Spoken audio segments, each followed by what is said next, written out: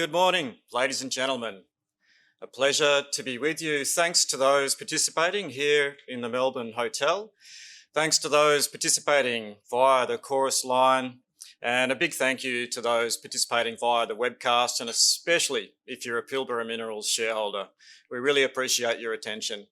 Welcome to Pilbara Minerals Strategy and Investor Forum.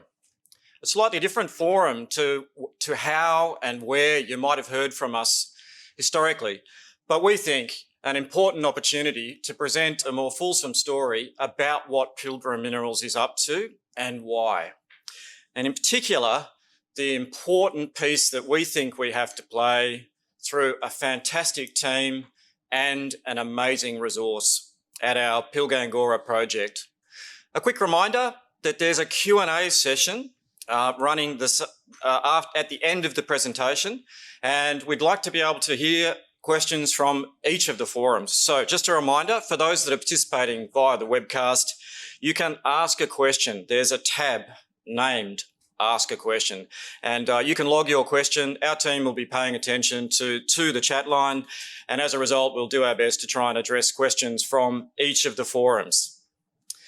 I want to introduce you to the hardest working executive team in Australia. Today, we have presenting Dale Henderson, our Chief Operating Officer, Brian Lynn, Chief Financial Officer, and attending, and in particular for all the tricky Q&A, Alex Eastwood, our General Counsel and Company Secretary. Very, very proud of what the guys have achieved over several years now, and I'm sure like you, I'm looking forward to hearing from them as well.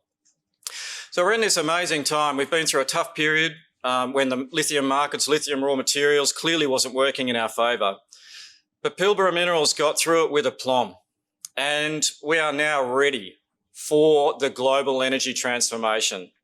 Our opportunity today is to share with you how we think we can go about it and the reason as to why Pilbara Minerals and our Pilgangora project can be worth so much more. It starts with some introductory comments. Dale will talk about projects, current operations, and also more detail about what we're up to with the combination of our midstream or proposed midstream business and the downstream business. Brian's going to talk about our financial discipline, what we've done to get ourselves in what we think is a great position as the market starts to head in our favour. And lastly, I'll close with a summary position about our strategic intent. And of course, lastly, followed up by the Q&A. How lucky are we to be living here in Perth, almost COVID-free, but we're on the Noongar lands, and in particular, the Whadjuk region, host for the Whadjuk people. We respect their culture and their connection to their country, and obviously we hope that you do too. I'd also like to make special mention of Namal, our key partners in the development of the Pilgangora project. We pay respect to their elders, past, present and emerging. Let's get on with it. I'll point you to the usual disclaimers. You can read them at your leisure. That's available via our website and via the ASX. I think it's fair to say that most of you know where we are. We're at the Pilgangora project, massive endowment, huge mineral resource, huge reserve, having just got bigger through the acquisition of Altura lithium operations. We now have two plants, two production facilities with massive flexibility to grow production off a really, really large resource. We've renamed the plants, and I'll explain the history as to why we've got there in a little bit more detail. As a result of a fantastic resource, very, very long-lived mine, we've attracted some incredible partners, both as key shareholders, but also as key partners in the business downstream, including critical offtake positions. And lastly, we've developed an alternate sales channel that I'll explain in a bit more detail and get to the heart of the logic why that model makes sense for our business. I'd like to introduce to you a new addition to the Pilbara Minerals team, David Han, Investor Relations Specialist.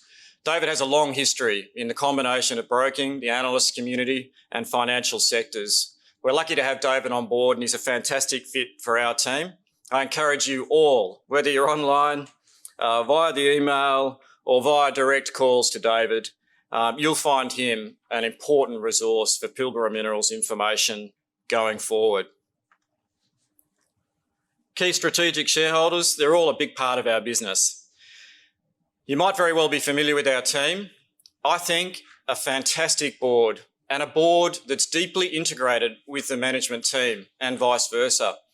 I'm really proud of the dynamic that's emerged between the board, the capability and the skill that they bring to the table, and how information is shared seamlessly between the management, the exec and the board. I think you'd agree that that's one of the reasons why we've been able to develop our company at a great rate of knots. And as I alluded to earlier, they are Australia, I'm not joking, they are Australia's hardest working executive team. At the heart of it, a lot of it hinges on our people. Who wouldn't want to work for our purpose, making the world a better place by enabling the global energy transformation? If you're at risk of going the way of the dinosaurs and you're in fossil fuels, you need to work for Pilbara Minerals. If you're stuck in the rust belt in iron ore, you need to work positioned for the future. You need to work for Pilbara Minerals.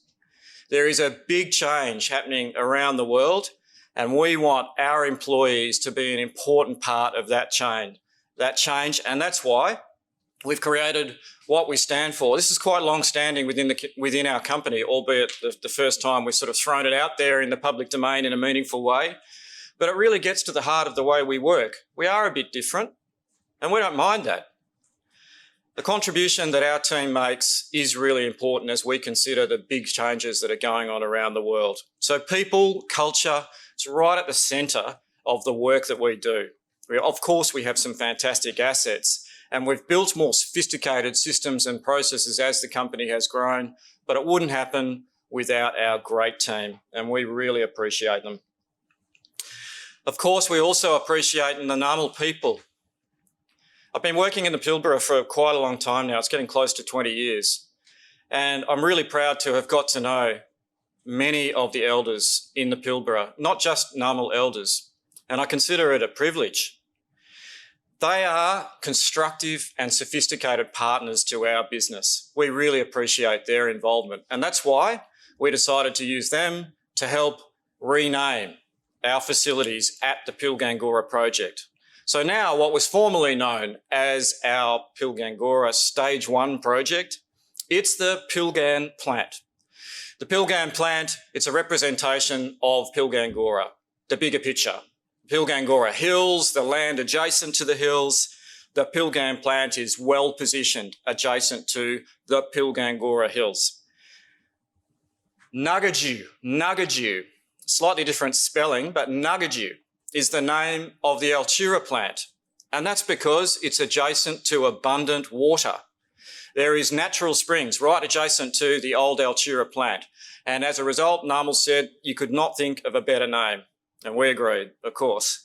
It's fantastic. Nugajoo, the Nugajoo plant, and a key part of our consolidated facilities at the Pilgangora project. And by the way, I remember when we first started drilling out at Pilgangora and everyone said we'd never find water. I can assure you there is plenty of water at Pilgangora. And of course, our traditional owners, the Ngunnawal people, they knew that all too well. So we got plenty of water. Don't you worry about that. It's been a wild ride. A lot's happened. There's been a few ups and a few downs, but mostly it's been a lot of fun. Fun because we all work amongst a great team, and that's allowed us to do things quickly. There's not many mines that you'd find that have gone from first exploration drill hole to exports in less than 4 years, but that's exactly what our team did. And that's because they're a bunch of capable, grounded people working as a really, really strong team. The Altura acquisition, it goes without saying, it was a fantastic addition to our portfolio. And as much as we're sorry for shareholders and unsecured creditors that have lost money, it represented a fantastic opportunity for Pilbara Minerals. Having bolted on the former Altura assets, now the Nugget plant, we've given ourselves an incredible amount of flexibility as it relates to the next generation of growth at Pilgangoora. But there's also a very, very important link to the offtake position. That's something I'm going to discuss in a bit more detail later in the presentation. But in short, we've got incredible flexibility as to what we do with that product, and it now represents significant value. So huge critical mass, lots more to be done through the integration of the assets, and Dale will explain a little bit of that in more detail. And on that segue, I'll hand over to Dale. Thanks, mate. Appreciate it.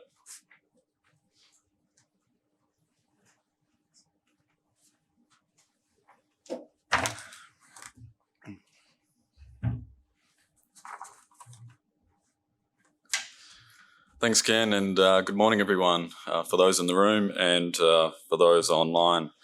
And in particular, very special thank you to those shareholders who really have gone the journey with us, who backed the thematic, but backed us as a team. Because it's been an ups and downs, is the way Ken described it, but it's been a hell of a challenge. But we've worked through that. So for those shareholders, thank you. Your support meant a lot, and we're now on the other side of it and looking forward to enjoying the upswing. What I'll be speaking to is a bit about the operations and looking back, and then looking forward and looking at our value add initiatives in the form of a midstream product and downstream products. So I'll take you through that. But to kick off with, we thought we might jump into a video just to give you guys a bit of a feeling for what it looks like at site.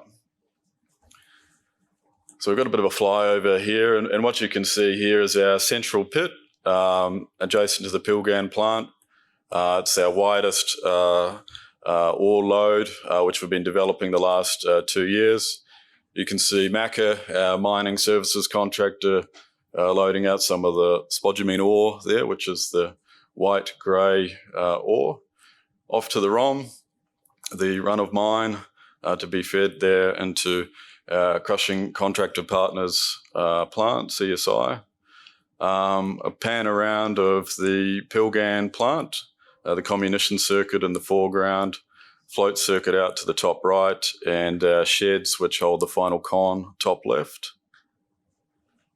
Big integrated plant, 900 metres end-to-end, float, concentration and course. This here is our new haul road connecting through to Altura, the Nungaju plant, affectionately known as Ramsay Street, which is a bit of a shout out to Neighbours TV show. Thanks, Macquarie, for that one. That was a good idea. And here you have the Nungaju plant, being the former Altura asset, sitting ready to go, albeit needing a little bit of love. A bit of a pan around there of their plant. And then lastly, to finish, white gold coming out the end of our Pilgan plant.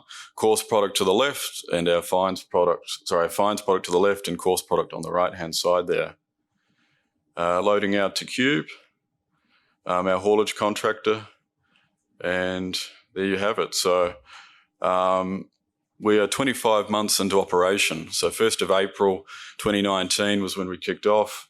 We've done 33 vessels, comprising some 40 plus cargoes. So we're well into the thick of it, having produced over 500,000 tonnes of concentrate. And here we are, looking forward to taking a stepwise fashion into expansion. But to start with that story, I just want to recap on the resource, which Ken touched on. We do have one of the largest hard rock pegmatite systems globally. And that was before the Altura acquisition, which of course adds to that. So then sort of stretches well and truly positions us in that top quartile category as a tier one asset owner and developer. And we can reasonably expect to find more. And case in point is the drilling program we've had progressing down the boundary of what was formerly the Altura to Pilbara Minerals tenement boundary. We're 2/3 through that drilling program, and it's been coming up with some great results, albeit early, but we've got some really healthy intercepts, thick lodes near surface, and the grade's looking good. So looking forward to drilling that out further, and we will report that reserve increase as part of our annual reserve reporting, which will be September quarter this year. So given this massive tier 1 asset and our base operation, how are we thinking about our expansion strategy? Well, it's all about value creation, and the way we think about value creation is really through 3 driving forces. It's about expanding and getting larger, and in fact getting much larger, up to 3 times the size of our current operation. Secondly, it's about increased margin, value adding. So looking for ways to value add our lithium product into more valuable refined lithium products. And then the third driver really relates to ESG, and specifically to carbon reduction and carbon out. That's a thematic, of course, globally, particularly for heavy industry, but furthermore for us as a battery materials business, it's a must-have. So those 3 drivers are really shaping our value creation, getting larger, value-added product, and the ESG drive with carbon out. And what we've displayed here is a sort of a pictorial of how we're thinking about our expansion. On the left-hand side is our core business, which is what we do today, producing spodumene concentrate with a stepped expansion path from that point. In the first instance, that's about a debottlenecking improvement projects, which are under construction now. Then looking to bringing online the Nungaju operation, being the former Altura plant, and then moving on to the phased expansion for what was our stage 1 operation at the Pilgrim Plant. Moving to the right-hand side, we've got what we call our midstream product. Now, this is an R&D focus for us as a business, and this is about the creation of an intermediate product which does some of the processing of the spodumene product to get it into a more valuable, straightforward form, a better product for carrying lithium units. And lastly, to the right-hand side, downstream in the form of either lithium hydroxide or lithium carbonate. Our ongoing work on the Posco joint venture has been our first foray. But in the picture, this is the pathway. And as we think about the future, over time, although our business is positioned on the left, ultimately we want to move to the right, which is around higher value add, higher levels of integration, and separating ourselves away from the pack. So, starting with the left-hand side and a bit of a talk about our core business around spodumene concentrate. What you have here is a bit of a schematic of the Pilgrim Plant. In the background, we have the ore body sort of going left to right on the screen, 10 kilometres in strike length, 6 sub-ore bodies. In the foreground, of course, you've got the plant, crushed ore stockpile to the right, and power station to the left. From a safety performance perspective, it's been pretty good. It's been steady. Not perfect, but steady. As a low hours site, as in small staffing, very sensitive to our TRIFR rates are very sensitive to injury, but we've been going not too bad, and the trend continues in the right direction. LTI free for coming up to 2 years, which is in good stead. So not too bad, but as always, a continual focus on safety. It's foundational for our culture and for our operation. Moving from safety performance to production performance, this picture really does paint 1,000 words in terms of the journey we've had. And really 3 chapters we've moved through as a business. We had sort of chapter 1, which was around construction and commissioning back in 2017, 2018, a period of elation, white gold, the new oil, it was a bright future we had ahead. And just as we almost got to nameplate, that pricing started rolling downhill, and we entered our sort of second chapter, being one of challenge and frankly survival for the industry and many of our peers. Moderated production is what we called that phase, and it was exactly that. It was about managing our operating asset in lockstep with sales and cost down, balance sheet preservation, and maintaining a war footing to survive that part of the cycle, such that we could be here today and stepping into chapter 3, which is around capitalizing with discernment and leveraging off the position we have, this massive asset, and scaling up and a timing which makes sense for the business.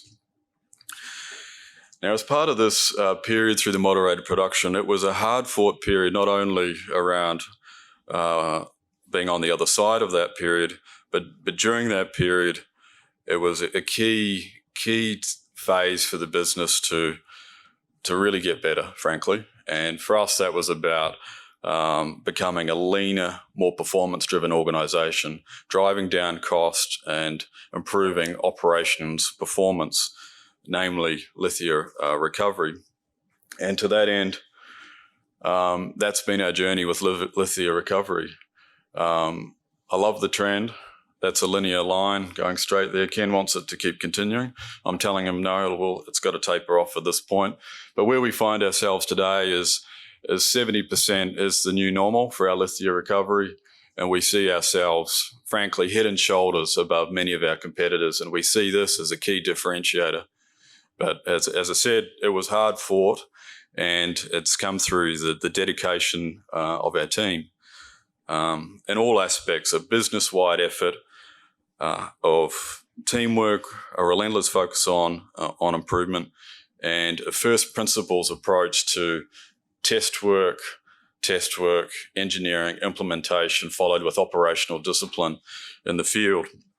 And that's played through starting in the ore body, our ore body understanding, where we did ore petrology studies with a gentleman, John Gregson, who's gone off to do a PhD in the area, in the space, through to our mining practices, mining hygiene, blending practices, feeding into the plant itself. We had physical fixes in the plant, starting with the defects period, following RCR when they went into administration, which that happened too, by the way.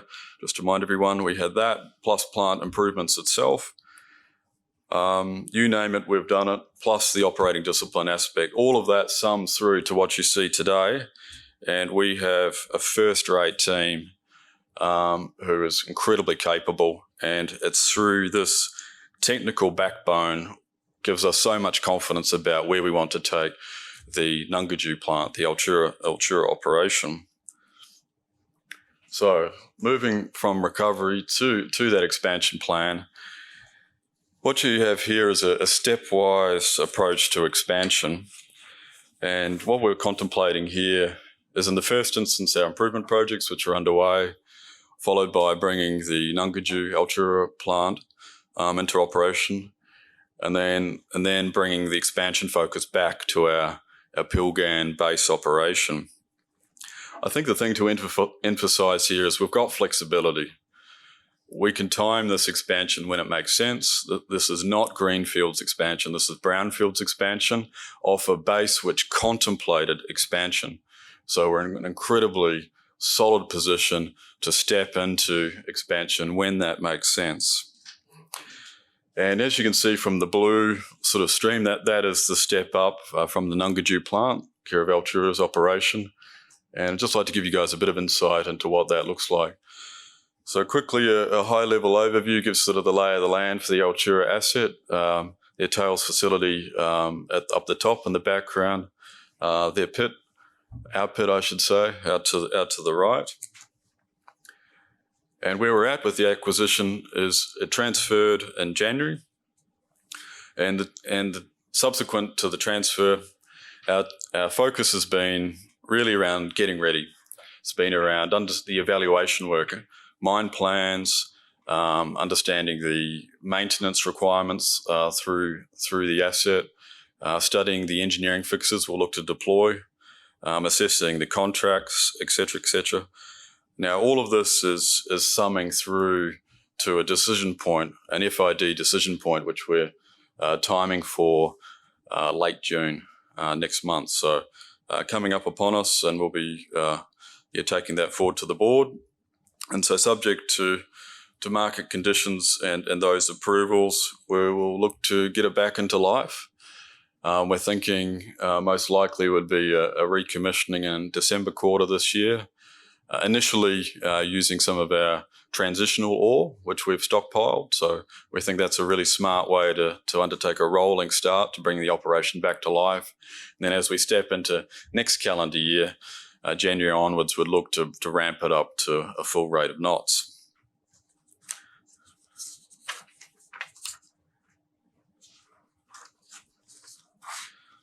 So what I've walked you through there is really the expansion plan, and now I'd like to sort of turn towards more around where we're heading in terms of the future operation and the future business we're building.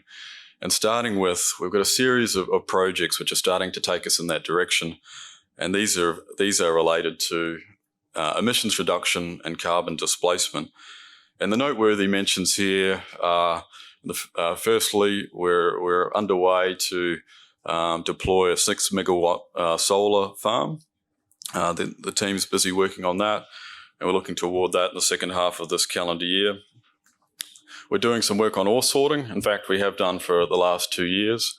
We see that as a really important capital investment, not only to reduce energy intensity in our processing operation, but also it's about maximising reserve and extracting every ounce of lithium we can out of that incredible asset that we have. And the last key initiative to touch on is our midstream product, which I'll go into further detail in a second. This is a really key initiative, very early days, but it absolutely is about a reduction in carbon and moving towards a more superior lithium carrier product. So in moving to that midstream product, a bit of a description before I get into the detail about the drivers. So from an industry perspective, the industry needs to change, frankly. The hard rock lithium processing industry, like all heavy industries, is carbon intensive. Firstly, it's high energy intensive, and it's a carbon-based energy. There are smarter ways, we think there are smarter ways to move to, and certainly lower carbon solutions to move towards. And yeah, we're up for the challenge. Now, the lithium industry, different from many of the other industrial industries, has got a special position in that it's growing. It's growing rapidly. That's probably point number one. So it's got a chance to pick better solutions from the outset and grow into a better format from the outset. That's a key advantage. And yeah, why not? So the two demand drivers are really around. So the two drivers shaping the industry are firstly around the demand drivers, being EV, a growth industry, and secondly this carbon out necessity, which for many of you would have seen is well and truly end-to-end through the battery materials supply chain. So frankly, we don't have a choice, and it makes sense to step down this direction. So in terms of the solutions we've been looking at here, in a nutshell, what we've been pursuing is the creation of a superior lithium concentrate product, one which is greener and one which is simply better, higher in lithium concentration, more pure and easier to receive by the customer. And we think we're onto it. We think we're onto a good thing here. And to describe that in a bit more detail, what we've displayed here is a compare and contrast of the existing industry as it stands today versus where we think we can take things. So the existing industry, as I mentioned, for hard rock lithium processing, incredibly energy intensive. We mine, so it's drill and blast, mine haulage, we crush, mill, grind, then we float, and what flows from the back of that is a 6% lithium product, which you can see the picture of there, that goes onto a vessel, 6% lithium, 90+% other stuff, being alumina silicate. We sell that to our chemical conversion customers, who then take that product. The first step of their process is heat treatment in the form of calcination, which takes the spodumene concentrate through a phase change like popcorn, alpha to beta, an expanded phase through these big kilns fueled by fuel gas. And this expanded product which comes out the other end is then in a state that can then be digested in acid. And from that point, it goes through a series of precipitation and concentration steps, ultimately to crystallization to produce a lithium hydroxide or lithium carbonate product at their gate. So incredibly energy intensive, carbon fueled, and that's what we do today and what we have done today. The below the line is a view of where we think the industry can migrate to over time. And the big difference here is taking the front of the chemical conversion process and bringing that to the mine site. That's part one. Part two is about deploying smarter unit processes. Smarter being, A, they're simply better in terms of the job that they do, but B, powered by renewable energy. So this is essentially what we've been working at through on a lab scale. The picture down the bottom is an example of a lithium salt we've produced. And the benefits, it achieves all those aims that I mentioned, and that moving from spodumene concentrate to a lithium salts, lithium chemicals, offers the advantage of a material step up in lithium concentration. On a metals unit basis, you can see it goes from sort of 2% well up to 15% and above. From a waste perspective, that alumina silicate I mentioned, that 90% waste heading off on the boat, that doesn't go on the boat, it stays at the mine site, another key advantage. And from a purity perspective, we think much higher levels of purification can be achieved through the right lithium salts concentration process. So many advantages. Plus, of course, there's the deployment of renewable energy process solutions in the form of, in particular, the form of the calciner. In the calciner space, we've been working with Calix. Calix is another great Aussie company living on the other side of the island, who's been working this area for some time. Now, their electric calciner unit has been deployed at industrial scale, been deployed in cement plants in Europe, and we've been working with Calix over the past year for the application of their technology in this space, in spodumene calcination. And the good news is those results are looking really encouraging. So we've partnered with Calix, and that's what we've announced this morning, to help to work together as a team to create this new midstream product. So their expertise in the calcination, our expertise in the chemical conversion and concentration process, and those two things combined, we're looking to continue to develop this process pathway. And so where we're at in developing that pathway, well, I guess you'd say there's plenty more to go here. We've moved beyond the concept phase, and we're now really into the scoping study phase, of which we're planning to have that done and dusted by the end of the calendar year. And from that point, we'll look to take it hopefully straight to a demonstration scale. We'd love to do it at our site at a demonstration scale to obviously refine the process path, get more familiar with the technology, and take that next step along the journey, ultimately to a commercial solution. And that commercial solution, how would we deploy it? Yet to be decided, but there's multiple avenues. But this type of solution makes a lot of sense, for, not only for Pilbara, but of course for the industry. So we will. The intention is to work with Calix to deploy that more broadly. So yeah, incredibly exciting in concept.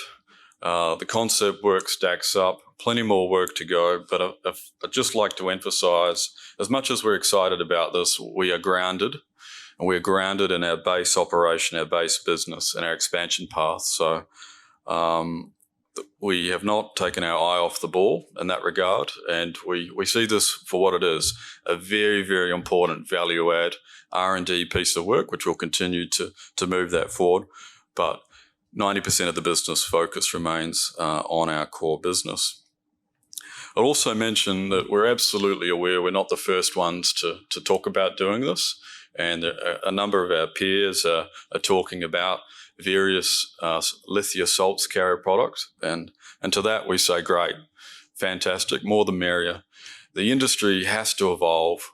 We have to move towards smarter process solutions and certainly more green process solutions. So absolutely applaud those other groups who are marching down this path. It's fantastic to see.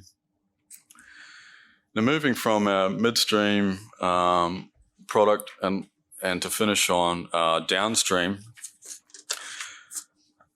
Downstream being the further refinement of the lithium products into either hydroxide or carbonate. Our focus here has, of course, been Posco, who we've been working with the last couple of years. And of late, many of you may have read that Posco has really stepped up the pace there and looking to proceed vigorously forward, which is fantastic. And for Pilbara, we've been knee-deep in technical and commercial discussions of late these past few weeks. So there's more to be done, and ultimately a major decision to go towards the board here on where we take our engagement with Posco. But we are absolutely positively disposed to that engagement and moving forward. This has been a strategic objective from the outset of Pilbara, and yeah, we've done a lot of work together working with Posco to get to this point. So can't say anything more than that, but yeah, I can certainly say we've been busy behind the scenes of late. Outside of Posco and considering other opportunities, we are absolutely keen and open to new downstream opportunities. Given the massive resource, the stepwise scale and production we can move towards, it makes lots and lots of sense for us to continue to do further downstream, further value adding, either on our own or in partnership with others. So we're absolutely keen to explore that. And Ken will speak a bit later about our offtake position and what potentially could unfold in the coming years. So lastly, to finish, I just wanted to summarise and say, look, I hope that gave you good insight to where we've come from and where we're heading. As I said at the start, our upstream business, our spodumene concentrate is the key focus, and we've got what we think is a very smart, flexible plan around scaling up that side of the business. We then have our midstream R&D project, very, very sensible, looks great. We should continue to pursue that, and we will. And we've, of course, got our downstream initiatives, further increasing that value add on a per lithium unit basis. More to come in that space as we move from an outright spodumene concentrate provider further to the right in that value add chain. So incredible asset, incredible team, and we do have a fantastic future ahead of us. So thanks for listening to me, and that's a wrap for me. And at this point, I'll hand over to Brian Lynn, our CFO.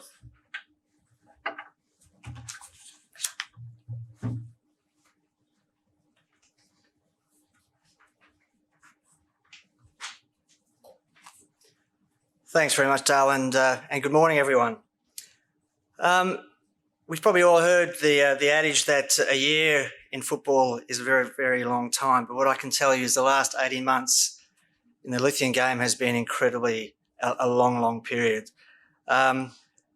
We've gone through incredibly difficult market conditions. We've all had to work a lot harder than you would work if the market conditions were actually more positively disposed. But I think at the end of the day, we've come out the other end feeling like we're in a very strong financial position and ready to take on what we believe is a growing market and an improving market. There's probably three key messages I'd like to leave with everyone today as part of my presentation. The first is the financial discipline that we've demonstrated during these challenging market conditions. The second is the balance sheet strength that we now have as we've come through those difficult market conditions, and we now look to the future and we see that there's actually, some really good signs that we've seen the worst and the best is ahead of us, and we feel like we've got a balance sheet which will actually allow us to take those opportunities in our stride. And the third point is around funding options. So we think we've got a number of growth opportunities ahead of us, and we think we've got the funding options to take to fund those options as long as they are sensible for our business. Sometimes it's worth looking back where you've come from to understand where you're going. So I thought it would be worth just reflecting on I guess, the cash flows that we've experienced over the last 18 or so months. So this is a waterfall that we've put out in the marketplace before for the financial year 2020. And if I think about the FY20 year for us, I think about it as a year of financial discipline. So if you think about it, we were faced with an incredibly rapid deterioration in the market from about June of 19. Demand suddenly evaporated, pricing reacted and came down, and we were faced with some fairly difficult business conditions. At the same time, we're still spending money on our plant. We're still working on the plant to improve it and to get it to the nameplate capacity and achieve the recoveries that we believe the plant was capable of, and we felt we needed to continue to invest in our plant, even though the market had taken a turn. And we also had looming debt repayments under our Nordic bond facility, which were very front and centre in our mind. So what did we do? We basically entered into, from an operational point of view, a moderated production strategy. So the whole point of that moderated production strategy was to conserve our cash flow as much as we possibly could. And we did that in two ways. One was you matched your production to the demand that you're getting from customers. So we made sure we didn't produce tonnes that we didn't think we could sell. And secondly, and most importantly, I thought, was that we drew down all of our inventory that we had built up in anticipation of customers taking product. We made sure that we drew that product down first. The result of all that is that, whilst we didn't make a lot of cash flow from operations, we actually came pretty close to break even. So I think in those trying market conditions, I think that was a reasonably good outcome. We also really, having got some feedback from our customers and other participants in the marketplace, we had our eyes to the horizon, and we just got the sense that those soft market conditions weren't just a flash in the pan. They were going to be actually something which is going to be with us for a while. So we undertook a preemptive equity raise. We raised about $111 million back in September 2019. And that was largely around protecting our business from those market conditions. It was about allowing us to think that we could continue to invest in the plant to ensure that we could actually get it to nameplate capacity and achieve the recoveries that we wanted to. And it also allowed or gave us confidence that we weren't going to be strangled by the Nordic bond facility that we had in place at that particular point in time. So then we move on to the last 9 months. And so I think about the last 9 months as financial consolidation for growth. So from an operational point of view, we started the year still with very tough market conditions. We're still in a moderated production strategy. But what we did see is that we had actually made large inroads into how the plant was operating. We were able to get much more clarity on the cost of our production. And the combination of all that meant that we could actually generate a positive cash flow from operations. And interestingly, if you take into account the provisional pricing adjustment that is going to actually hit our bank account during the June quarter, which relates to March quarter cargoes, the actual cash flows generated in the 9 months from operations would be about $14 million. So again, in tough market conditions, I think that's a pretty good outcome. Importantly, though, with us having confidence in the plant's ability to operate and having re-engineered the balance sheet through the equity raise that we did, we felt now we could actually go to market and try and refinance that Nordic bond. That Nordic bond had some looming repayments, which were going to start in June 2020. It was clear to us that the business wasn't generating cash flows, which could actually make sure that we could actually meet those repayments. So we actually needed to do something about that. And so we went to market and we engaged with the debt community, and we were able to replace what was a very expensive debt facility with one that is much better aligned to our business. We're able to get a cheaper form of debt, and I'll talk a bit more about this in a couple of slides, but it was a cheaper form of debt. But most importantly, we're able to resculpture the repayment of the debts so that we gave ourselves another 2 years of runway as we waited for the market to improve. And I think that was very, very important for us. It was a key step in terms of the financial discipline that we demonstrated. So having how our operations starting to turn, and we saw the price starting to at least start turning north, having done that equity raise, having replaced our debt with a more sensible debt structure, we felt we were in a position where, in fact, we could look for opportunities now. And almost straight after completing the refinance of the debt, the opportunity to acquire Altura came up, and we felt we had the balance sheet where we could actually go ahead and do that. Now, clearly we weren't prepared to take on more debt to do that particular transaction. It was still, the market conditions at the time were still soft and challenging, but we ended up acquiring that asset through quite a significant equity raise. But it did mean that we acquired what we think is a very, very important asset, which will hold us in good stead to take advantage of what we think will be a growing market in the very near term.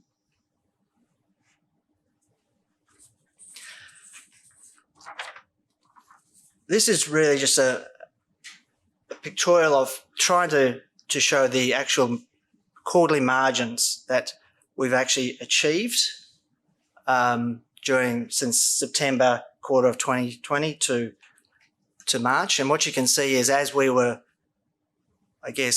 working on our plant and moderating production, we weren't making significant margins. And in fact, in some of those earlier months, we were actually losing margin. But as we got the plant performing better, you can see the grey line, which is our operating cost, that started to flatten out. And then we started to see a small improvement in pricing in the last couple of quarters.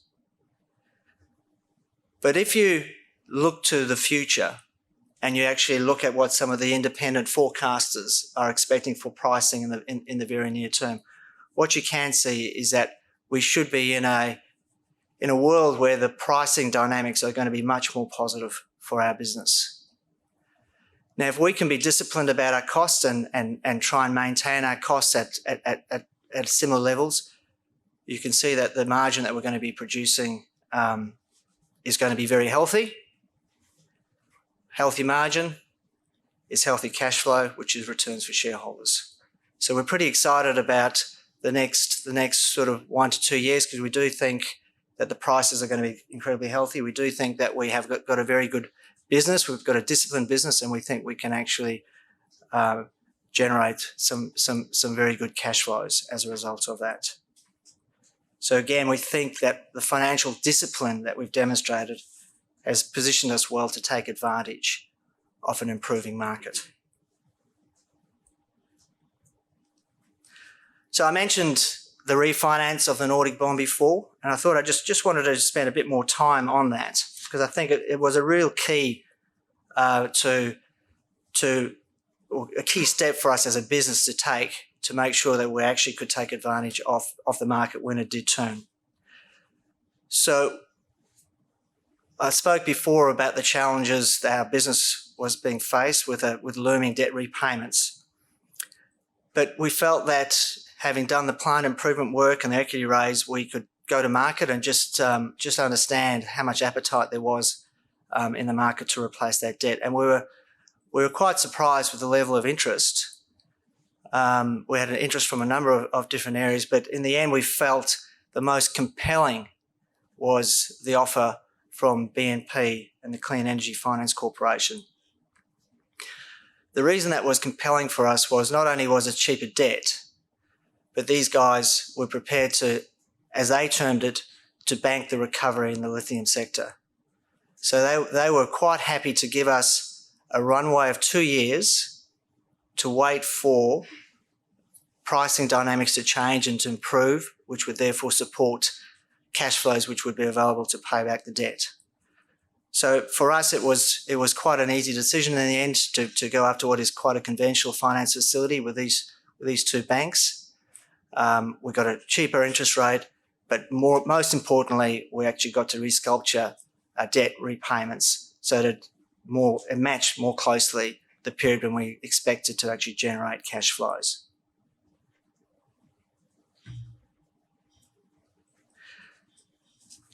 So that's obviously provided balance sheet strength for us. And what it now allows us to do is think about the funding options for the growth opportunities. So Dale obviously spoke to a number of opportunities we believe our business has in the next little while.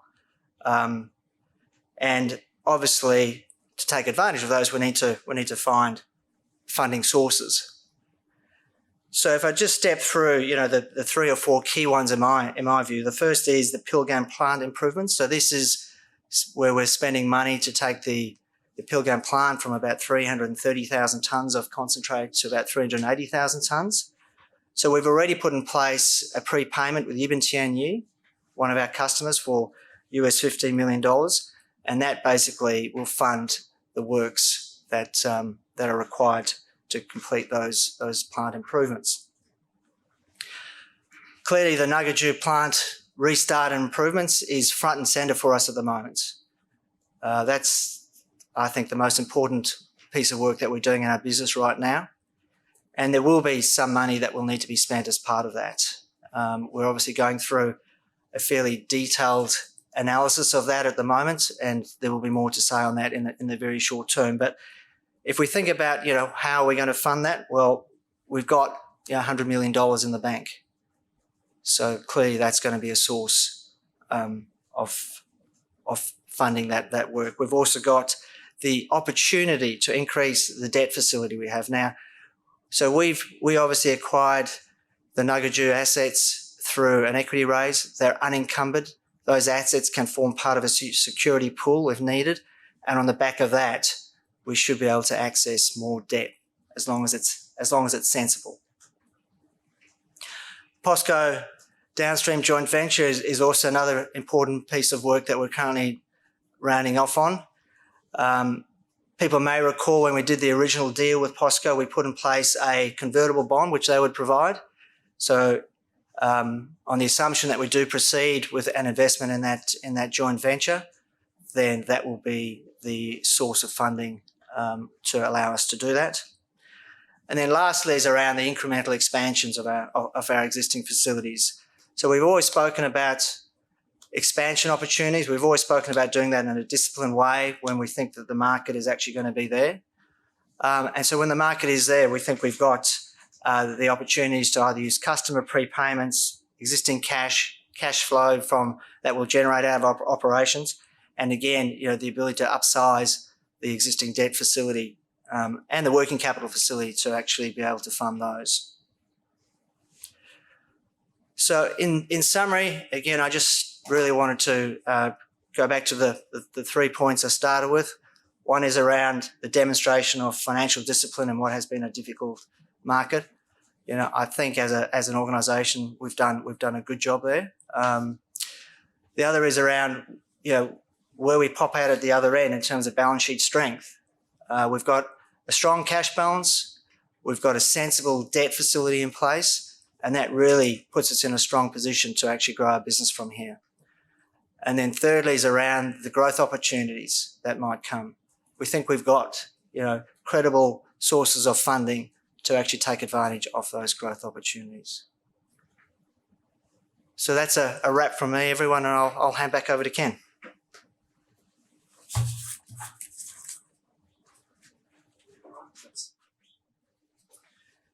Okay, thank you, Dale.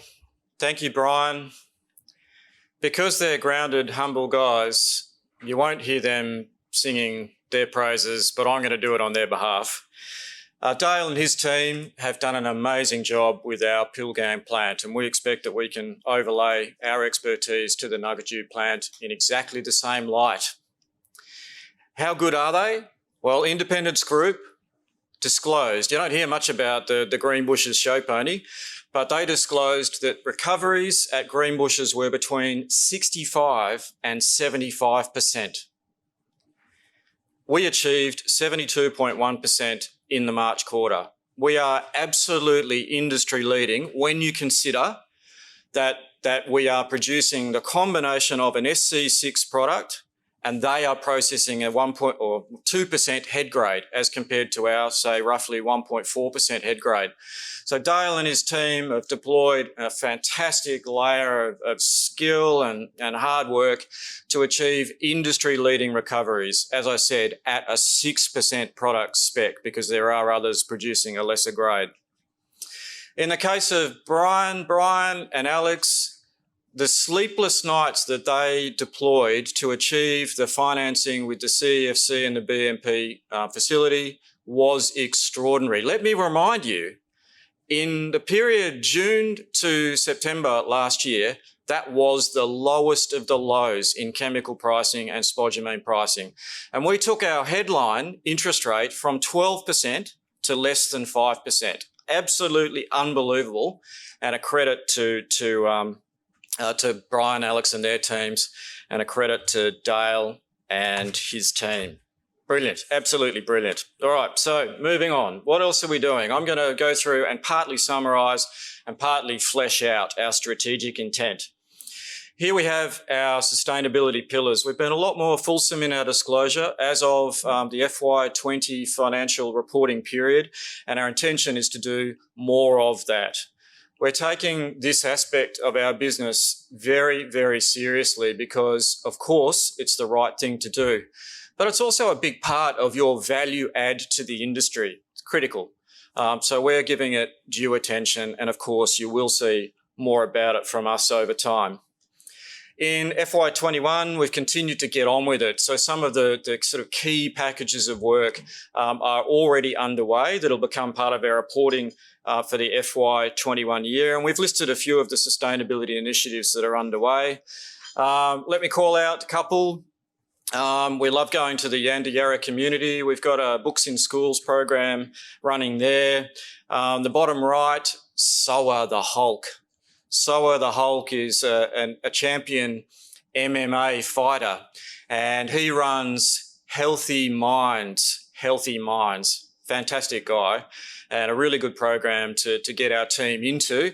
And we also took the opportunity to take Soa to Yandiyarra, and we also took him to Port Hedland High School, and it was fantastic to see the interaction underway, particularly focused on mental health initiatives.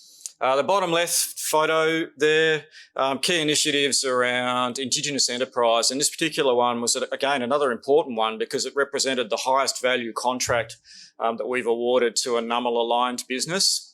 Here you have Sticks in the middle there, Ian Taylor. Ian's a great guy. He's been very, very entrepreneurial. He's teamed up with Simpec for the development of the Iron Merge JV.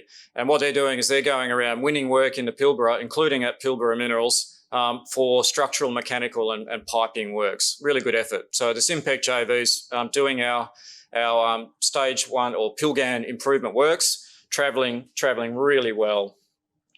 We're deep into our climate change strategy as a subset of our sustainability initiatives. You heard Dale talk about the big solar farm that's going in. Of course, our midstream product strategy is also another key initiative there. Let me be a bit more explicit about the benefit in that midstream scheme, particularly as it relates to carbon reduction. Old school is just not going to cut it. Just because we've been shipping spodumene concentrate from Greenbushes to China for the last 25 years doesn't mean it's the right solution for the industry. This industry, in its current phase, is ripe for innovation, new ideas and better ways of doing things.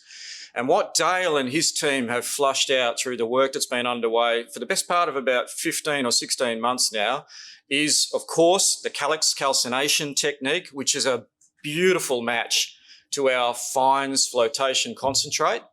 Absolutely perfect. Means that we can structurally change the carbon footprint of the spodumene supply chain. Those that called spodumene as high carbon called it way too early. There is heaps more innovation that's going to be deployed to make for a low carbon footprint, and Pilbara Minerals is determined to be at the leading edge of that change. So lots happening in the climate change agenda. I've got some slides here that relate to the structural growth that's going on in the industry. I'm sure many of you have heard me talk about this infinitum, so I'm not going to dwell on it too much. Apologies if I skip through it quickly, but the key theme is there is, but fundamentally, Pilbara Minerals and the lithium raw materials industry has been a net beneficiary of the COVID experience because demand has been brought forward. Why has it been brought forward? It's been brought forward because the global picture around new energy investment has been brought forward. As people look to stimulate their economies, they are targeting new energy industries. And of course, batteries are a co-commitment to those new energy initiatives, electrification of the transport industry and energy storage. They're kind of the two big stories. And that's what's brought forward demand. That's why we've experienced a spike in demand. And of course, that's now playing out in respect of pricing. Just to ram the sort of issue home, have a look at what Cattle's up to. They're a fantastic partner in our business. We really enjoy working with them. Very, very innovative company and very, very aggressive in their investment strategy. Already the world's largest lithium-ion battery manufacturer and continuing to invest at an incredibly rapid pace. Do you know, by their estimate, by about the mid-2020s, they will have consumed on their own the global equivalent of production last year. Pretty amazing what's happening in their business. That's why they're happy to work with partners like Pilbara Minerals who can continue to support their growth. Another thing that's often lost, and I reflect on it often, is just how quickly China's built out the middle section of the lithium-ion supply chain, the value-added products, the chemical pieces. When we first started in the industry back in 2015, you could literally count on one hand the buyers of spodumene. Now, these days, there's over 25, most of them being primary end users. There is a few traders that have come to the market, but most of them being primary new users. And that's important because it links to our strategy as it relates to the battery materials exchange. I'm going to explain that in more detail. There is more buyers now than there was even just a couple of years ago, and they are not supported by offtake agreements. The opportunity in the battery materials exchange is the creation of a spot market. And I'll explain why that's important in a minute. The statistics here relate to the obvious, I guess, that hits the headlines every other day. Growth in EV sales, that's happening in Europe, it's happening in China, and there's been a second wave of growth, as I alluded to, principally as a function of the whole COVID experience. That's motivating, in the data here from UBS, that's motivating now growth in both lithium hydroxide production, which has a healthy link to this quality in the spodumene supply chain, and growth in lithium iron phosphate cathode materials, or carbonate supporting cathode materials. LFP's become a bit of a phenomenon in China because those cells are now so cheap. In China, the LFP cells are about 30%, maybe a third of the cost of a high nickel cell. So that's grown the scale in the market that they can address. So that's what's creating this kind of next wave of lithium raw materials demand, obviously supported by growth in hydroxide demand. On the right-hand side, it's a reflection of a bit of a longer dated future. And the key behind that particular, or those data points, is to reflect on how much growth is yet to come in lithium raw materials. So, yeah, it's huge. By the Independent Economic Agency's assessment, 10 times growth over roughly this decade, but then 25 times growth by 2050. So not many commodities go through that sort of growth. That's basically what we're faced with, and that's why Pilgrim is ultimately going to be such an important project to the industry. And finally, that started to reflect in pricing. The graph on the left is a representation of chemicals price and then spodumene prices, at least in this case via Asian Metals. But each of the price reporting agencies is obviously reporting, I guess, what we're experiencing, and that's that there is price appreciation going on. It's been a pretty hectic, first 4 or 5 months of the year. We would argue on the spodumene front, more to come. Because spodumene markets would typically lag the chemicals by at least a month or two. So a bit more to come. Brian's reflected on that in the way our provisional pricing models work as well. Again, we don't talk about tantalite much, but I thought I'd include a little bit of data in that regard. And that's to say it's also been on a bit of a run. And we think that's a function of underlying capacitor demand. During the COVID period, a lot more mobile phones, tablets, and also the 5G rollout, they're heavy users of tantalite capacitors. So a bit of that is starting to be reflected in price appreciation in tantalite, which is great news. So hit a low of about $55 a pound, currently 70 plus. So some healthy appreciation going on there. We love to reflect on the great partners in our business. They are both strategic and they're both off-takers. We've provided a little bit more detail about what each of our partners is up to and the interplay or the connection to our business. Often they're shareholders, often they're off-takers or both. But in any case, as much as it's been a tough period, we have been able to maintain all of those key relationships. It hasn't been easy. I'd certainly make that point during the period where the demand's been well off. It's been hard, but I'm pleased to say that each of our partners in their own way, and Pilbara, has come through the other side with a healthy relationship intact and a swathe of growth in front of us so that we can, be mutually beneficial outcomes to be derived. All right, uncommitted offtake. Again, an important representation of the optionality in our business. I know people have thought of us as being sold out, but that's not the right way to think about Pilbara Minerals. In the short term, we have 2 to 230,000 spodumene concentrate tonnes unallocated. It's not in offtake. That's principally driven by the recent Altura acquisition, but it constitutes one of the key opportunities in the acquisition because we have flexibility to deal on that product. And as I said, it has important links to our online or sales trading platform. Oh, and then at the end of 2024, another big step up in unallocated spodumene, moving to 400,000 tonnes plus. The combination of available offtake through the Nugajoo facility, but also the first round of offtake starting to roll off from our Pilgrim project. Those tonnes, 400,000 plus tonnes, is larger than most mines being proposed. So we have a lot of flexibility and ultimately a lot of optionality and value in that available offtake. The Pilgrim Plant expansion, Dale's referenced the stepwise approach with which we hope to be able to expand that facility. There is offtake associated with that, but it's all conditional on the completion of a final investment decision as we launch into those subsequent expansions. So that's outside the unallocated offtake that I've already explained is available. All right, battery material exchange. This is worth a bit more explanation.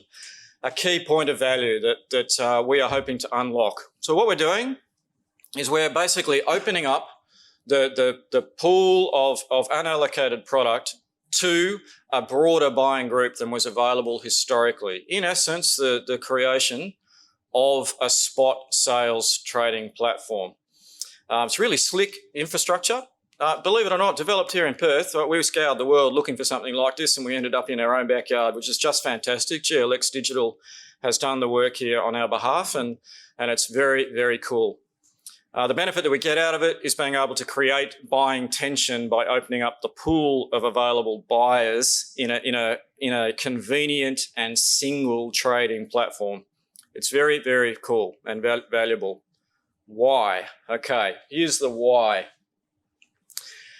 What I'm going to do is I'm going to paint a picture for you about a couple of key points in time in the market and explain the dynamic between, or the link between the headline chemicals price and typically the way that offtake works. Because there hasn't really been spot trading historically in spodumene. It's typically all been done via offtake, and the offtake has a predetermined price outcome where you share the benefit, if there's any, in the headline price in chemicals versus the contributing cost of mining and a margin and processing and a margin to create the cost base compared to the headline price. So let's talk in the first instance to the lowest of the lows. Here we are, September 2020. If you looked up in September 2020, if you looked up Platts, if you looked up fast markets, you'd see a headline chemicals price of about $5,500 US in tonne in China. You'd see, based on what we know of the industry, chemical conversion costs, for the sake of round numbers, let's say that's $2,500 US a tonne, in which case you're left with the cost of raw material supply. There was no margin. In September 2020, basically everyone's margin's been compressed to, in essence, zero. There is no addressable margin. That's the way the market works. I hope I've got everyone with me so far. Let's step forward to today. Now, we're here in May 2021. Roughly speaking, the headline price in China for lithium chemicals at a battery grade level is $12,500 US a tonne. The cost of chemical conversion hasn't really changed. It's $2,500 a tonne for the sake of round numbers, which means you're left with $10,000 US a tonne to pay for mining, miner's margin, and the chemical converter's margin. I can tell you that Platts, fast markets, let's say roughly, today's price for the spodumene landed in China is $675 US a tonne, roughly. What that means is the contributing cost of the miner with our margin is $5,000 US a tonne, implying that there's a gap. This thing I've called the addressable margin is $5,000 US a tonne. The headline price, less the cost of chemical conversion, less the price paid to the miner and his margin. The gap is $5,000 US a tonne. In bidding for our product, our thesis is that when spodumene is short, there will be more margin applicable to a spodumene tonne on the sales trading platform, i.e. the price can be higher than $675 a tonne and possibly a lot higher, depending on how much tension there is in securing that supply. Now, I'm not saying this is going to happen, but if we were to win all of that addressable margin, that pushes spodumene, well beyond $1,000 a tonne today. I'm not saying that's going to happen, but there is an opportunity there that is well worth exploring. Let me show you one more extreme. In November 2017, the market was close to the highest of its highs. If you went to Platts, if you went to fast markets at that time, it's roughly $24,000 a tonne, peak of the market back then, or the last peak in the market. Cost of chemical conversion hasn't changed, still $2,500 a tonne. At the time, Platts, fast markets, your spodumene was worth $950 a tonne.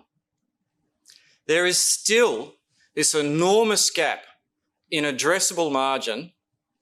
In this case, I think it was close to $18,000 a tonne, implying can spodumene be worth a lot more if there's enough tension in the market to secure the spodumene, and of course chemical pricing is high? The answer is categorically yes, it can. It can be higher. I'm not saying that we're going to get it. I'm just saying there's an opportunity there that absolutely has to be explored, and we've created the platform to try and make that happen. Okay, I'm hoping that that's all made sense to you in the room and everyone online. I'm going to close with we'll call it the strategic plan on a page, right? This is ultimately where we think the value is added for Pilbara Minerals and our Pilgangoora project. The way to think about this plan on a page is to think about our core business on the left-hand side. It's pre-existing, it's the spodumene concentrate, 6%, and we're feeding our offtake customers today under agreed pricing mechanisms. And as we step to the right, we're starting to participate in new parts of the business where we're pretty confident we can add more value. The first of those is to feed product down to the Battery Materials Exchange, the BMX platform. And in so doing, we can unlock the opportunity that I described about winning more of the addressable margin. That's an important initiative to us, and I think going to be of value over time, and especially for the phase in the market that we appear to be heading into. So what goes on to the Battery Material Exchange? Well, in the first instance, it's the 6% product, and actually pretty much it's all about the Nuggaju plant production. With rats and mice from our Pilgrim Plant, or the combined effect of Pilgan and Nuggaju. But over time, we can feed low-grade product, and that's a facility that we're building into the first round of plant improvement projects. We've called it SC 5.X. It's going to be 5 point something. It's lower grade. Why do you do it? Well, of course, in today's market, everybody's chasing lithium units. The benefit that we get out of that is to be able to recover more lithium product. And if so, win more cash flow as a function of selling that lower grade product on the BMX platform. It just so happens that SC 5.X is perfect feed for the midstream product and the Calix technology. The pilot scale test work that we've done at the Bacchus Marsh facility was tested at these lower grades, and it performs. It's fantastic, really, really good opportunity because of the smarts that Calix has developed in the technique for dealing with the fine spodumene, and in particular being electric fired, which ultimately lowers the carbon footprint through renewables. That same product goes down onto the Battery Materials Exchange, or it goes into further partnerships downstream where we're working with other key partners globally, Europe, the US, doesn't matter. That product can penetrate the global market. It's not just about China. And ultimately we create fines chemicals. So battery grade hydroxide or battery grade carbonate. It just so happens that in some of those raw materials that we're exploring in the midstream, they might yet be a good fit for the cathode materials market as well. So more work to be done there. Lastly, bottom right, not meant to be bottom right as in last, not at all. That's of the first of the deals that we think about as it relates to linking spodumene production directly to lithium hydroxide. And that's via good example, the Posco relationship, which we're looking to deal with in the current quarter. So very detailed discussions underway with them. We're dealing with the last of the due diligence there, and our expectation is that we'll get there this quarter. I hope all of that makes sense and ultimately translates to what we think is a much more valuable Pilgangoora project and therefore Pilbara Minerals. Okay, that's it for the formal presentation materials. A couple of key things to share. We have Phil Hodgson, Managing Director and CEO of Calix, on standby. So I encourage you to think about questions that you'd like to fire at him. Great guy, fantastic team. I'm sure he can help you with some of his queries today. He's in the studio in Sydney. And I'm going to hand over to Nicholas and Kate, and they'll facilitate the combination of Q&A that we're going to deal with, firstly online, via the chorus line, and then back to the room here. So I hope that all makes sense. Thanks everyone for your attention. Really appreciate your valuable time, given it's a long session, but equally looking forward to all those very clever questions, I'm sure. Thank you, Nick. I'll hand over to you.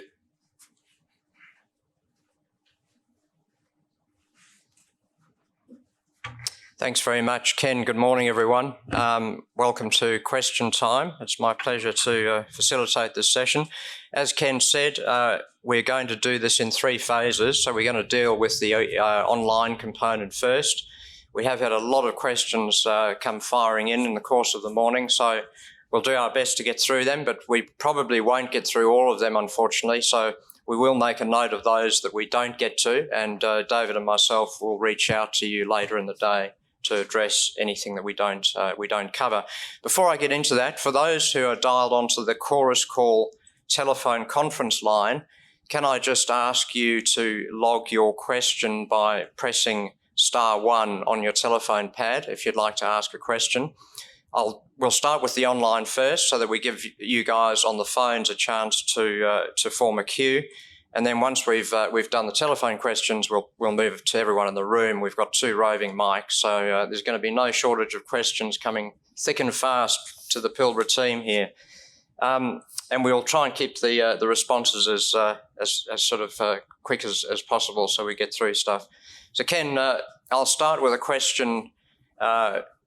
Given you finished on a strategy note there, I've got a question here from Howard Klein from RK Equity, and he says, as the largest independent spodumene producer in a market that looks to be structurally short of independent spodumene for some time to come, can you explain to us why it's a better move for Pilbara to move downstream or midstream rather than JV and or acquire more WA or international spodumene mines and solidify its dominant spodumene status, following, for example, Fortescue, a new force in spodumene?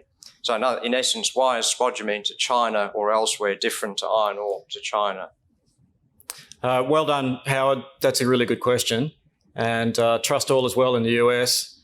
Okay, the way to think about your line of inquiry is to say, in part, I agree. I agree that our position as a merchant seller of spodumene is really good as it relates to today's market and for the foreseeable future, because we agree there is likely to be a structural deficit. Our response is somewhat nuanced, and I'll give you sort of 2 reasons why we think about the production base at Pilgangoora as being a portfolio available to the market. We very much like the idea, as you've described, that you can be a merchant seller and maximise the leverage in a short market, and that's why we've created the BMX sales trading platform. Basically, the start or the inception of a genuine spot trading position for which we can maximise the value in the product while the market's short. But it's also fair to say that we are here for the long haul. Our asset is going to be live for argument's sake, 20, 30, who knows, 50 years. And with that as a backdrop, it makes perfect sense to consider the medium and the long term. In which case, creating a portfolio that opens up alternate markets, i.e. a global footprint, that is sales beyond China, is important, and participation downstream is important as a function of maximising margin for every tonne in the ground at Pilgangoora. So agree with the principle you've described, albeit somewhat balanced via a portfolio approach. I hope that makes sense. Thanks very much, Ken. The next question is from Christopher Robb from Robb Commodity Consulting. I think this is possibly for Dale, but I'll leave that up to Ken. Management has been very clear about the timing and the timing and restart of the Altura assets. Could management also please give some colour about the timing and decision-making for the Pilgrim Plant Phase 2 expansion? Yeah, far away. Thanks for the question. The order and the way we're thinking about the expansion, as we've outlined, is fairly concrete. As it relates to the expansion for our main plant, our Pilgrim plant, we've purposely been non-specific on that, because that's really it's a question of when does it make sense in terms of the market outlook, and partnering those tons with the right partner if we choose to do so. So essentially, it's in a bit of a holding pattern, but we're ready to go when that makes sense, and we will trigger that when that makes sense. Yeah, partly about customers, what their objectives are, and the time frame within which they think about their chemical conversion facilities. And we can respond pretty quickly as required. Great, thank you. Next question is from Mitchell Chan from LYGH Capital. How does the midstream strategy and calcination impact the cash costs and pricing strategy of the new SC6 product? And could Ken also please elaborate more on the digital platform and Pilbara's ability to realise improved SC6 pricing amidst a currently flat Chinese carbonate pricing environment? Yep. Okay, well, on the midstream, it's very difficult to be definitive because we still have a lot more study work to be done. We very much like the initial test work, and we'll obviously throw to Phil to get him to explain a bit more about how he views his technology. But that has been done at a reasonably significant scale. So the facility at Bacchus Marsh is basically industrial in scale. It's already been producing product for the magnesite industry, so it's a pretty serious piece of kit. We very much like the test work that's been derived there. That gives us confidence to step down the path now towards commercialisation, but very difficult to be definitive around price and margin. Of course, our expectation is you can make more money and lower your carbon footprint by pursuing the midstream strategy, but very difficult to be definitive about it at this stage. The BMX sales trading platform, I'm not sure there's too much more to add other than to say, there is the potential to redress the value in the spodumene versus the value in the chemical conversion, depending on the tension in people trying to access product. And what we're looking for in the sales trading platform is to discover that price by making product available in a way that it hasn't been made available historically. So a new initiative, one that we're confident in, and of course it represents quite a big step forward for the industry, but we're not being shy about it. We're basically saying we can make that product available to you. We know that there's people that are going to be hungry for it, in which case put your best foot forward. And we're very pleased with the engagement we've had with the customer group so far. Lots and lots of interest in participation in that platform. Thanks, Ken. Lots of questions about the midstream strategy, and this one might be an opportunity to bring Phil Hodgson in from Sydney. The question is from a shareholder: what are the steps required to commercialise the Calix technology? Yes, Phil. Fantastic of you to join, mate. Please have a crack at answering that question. Thank you very much, and thanks for the question. The steps to commercialise the technology, well, actually the technology is already commercialised, as Ken mentioned, for magnesite and also diatomites. We run diatomites, and that gets sold commercially as well. Now, there are other various streams that we are commercialising. Lime and cement manufacturing are being commercialised now. And of course, now spodumene, which we've been working on, as you've seen, for 9 months now with Pilbara. The steps to commercialise, the scoping study as outlined, will be about looking at building a commercial scale electric calciner. So that will be a bit of a scale up from our current electric calciner. And so that one scale or that one step up will be enough to have a commercial demonstration module. From there to scale to larger volumes throughput, for example, will just be multiples of that one module. So really the step is one step, and that one step we're looking to do with Pilbara Minerals for the spodumene processing. Yeah, thanks, Phil. That's well described. It actually raises another good point there, that the solution that Calix have come up with is very modular in nature, and in that respect is quite different to conventional calcining technology, where you build one massive device to suit one train. In our case, or in the case of the Calix technology, it's incrementally additive. And the benefit that I see in that is that we can continue to add capacity in a way that's very capital versus market effective, as compared to having to build one big, 20,000 LCE equivalent calcining device. So I see that as being one of the benefits in accessing the technology as well. Thanks very much, both. Next question I've got here from Andrew Beck. This is for Dale. He says, "Hey Dale, any plan to expand the Ngungaju plant in the near future? And also, what do you see total PLS SC6 production being in 2030? Thanks, Andrew. Good question. In terms of the Ngungaju plant, it's unlikely that we would look to expand that off that existing base. It's fairly well designed at its limits that Altura previously been running at it. So we don't think it would be money well spent to look to augment that plant too much more in terms of increased expansion. However, in contrast, Pilgan plant was purpose-built with expansion in mind, so that's where we'll divert any capital for more tonnage expansion.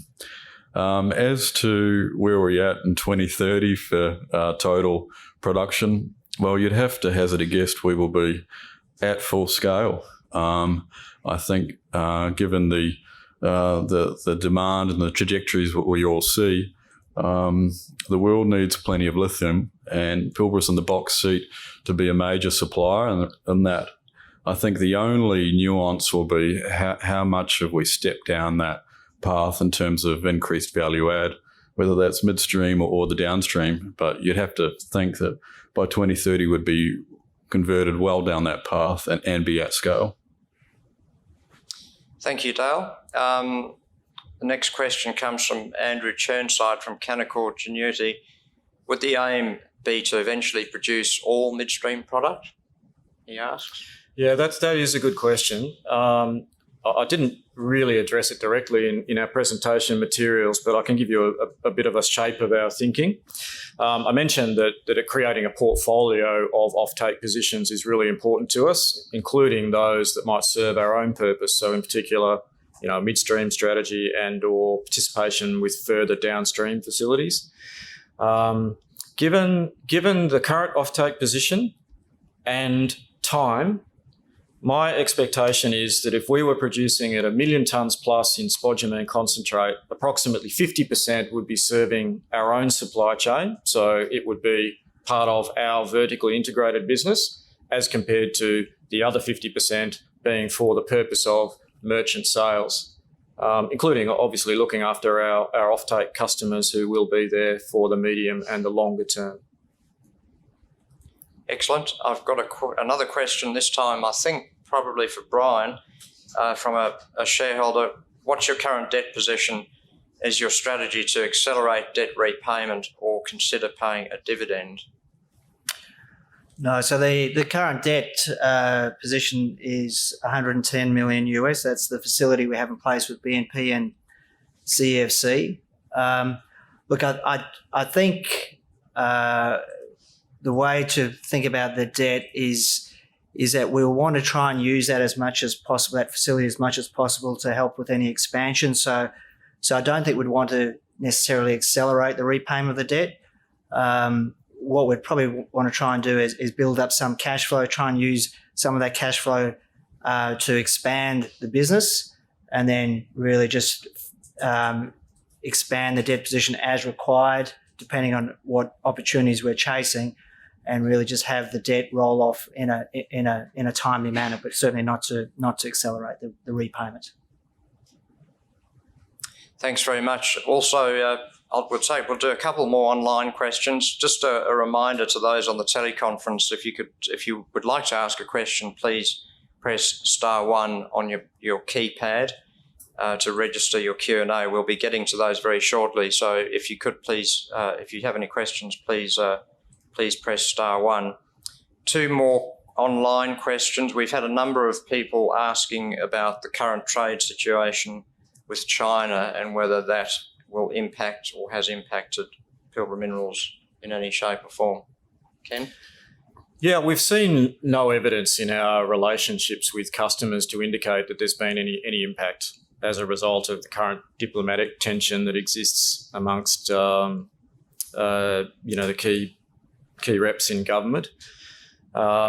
Fortunately, the lithium industry, and in particular, actually, our customer group, they're all typically private interests, i.e., genuinely private or otherwise listed both Hong Kong and within China, in which case they're typically taking a very sort of worldly view about their market and their engagement with key suppliers. And that gives me some comfort. The other key thing to keep in mind is that China's investment in new energy is both extraordinary in its scale and quite deliberate, with a view to minimising their reliance on international energy sources, obviously in particular fossil fuels, and could therefore creating some energy self-sufficiency. And to do that, they need key raw materials, of which clearly spodumene is one, in support of the new energy industry. So that also gives us some comfort. Thanks very much. A couple of quick ones. Sean Shivers says, "Hi Ken, great presentation. What's the estimated mine life as of today?" Okay. Well, if it was just the combined effect of today's Pilgrim Plant and the Nagaju plant, it would be approximately 35 to 40 years. Obviously, it's our intention to continue to keep expanding the operation. For most foreseeable outcomes, that would translate to a mine life of 20 plus years. But my sense is that there is still plenty of opportunity in the mineral endowment at Pilgangora. It is huge. It's a huge pegmatite system. And the recent drilling that Dale pointed out, adjacent to the old Altura tenement boundary, is a really good example. It's been underexplored historically. It doesn't take too much effort to go in there, drill a few holes, and lo and behold, you turn up a whole heap more spodumene. So our expectation is that the combination of both the resource base and the pit inventory will continue to grow over time. That affords us the opportunity to then either extend the mine life or alternatively look to more capacity in spodumene concentrate production and value-added products. Fantastic. One final online question from Mark Bugden from ANZ. This is a question for Ken and or Dale. If recoveries are at approximately 72% today, assuming the Calyx development works as designed and you can utilise the SC5 fines to feed this process, what are you expecting overall plant recoveries to be? Dale? Great question. And we haven't really tested our grade recovery relationship of late with the current mineral feed. So a bit of a technical answer, but if I was to hazard a guess, there would be another 5% at least in terms of increased lithium recovery stepping down that grade curve, and that frankly that's been quite conservative. So yeah, the ability to bring in a Calyx type technology such that you can stream off and purify a valuable product and effectively increase your outright recovery from lithium ore body. It's a massive value add. But yeah, more work to come until we can be more definitive about the quantum of that value add. Nick, before you step on, this is another good one for Phil. Phil, I wonder whether you couldn't just offer a brief explanation about why or how it is that the Calix technology deals with that lower grade. I think technically that's also worth explaining, because it's a really important value add to the technique that Calix have developed. Yeah, sure. Thanks, Ken. The technology, for those who are unfamiliar with it, is just a new way to heat stuff up. Traditionally, that's done in a rotary kiln when you're processing spodumene. And you're trying to convert what's called sort of alpha to beta spodumene, and what that means is you're taking what's effectively a crystal structure inside that ore, and when you heat that up, that sort of blows up like a bit of popcorn, and that is then what allows the extraction of the lithium out of the ore. And blowing it up like a bit of popcorn takes heat. The problem is with finer grades, typically there's more contaminants, and they sort of, when you heat it up, move to the outside of the particle. And what then happens is that makes it very hard to extract that lithium, or much harder.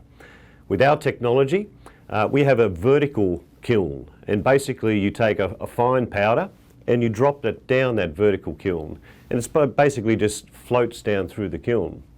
Now that kiln we heat to 1,000 degrees centigrade, and as covered off, we can heat that electrically, so we can have renewable energy powering that kiln.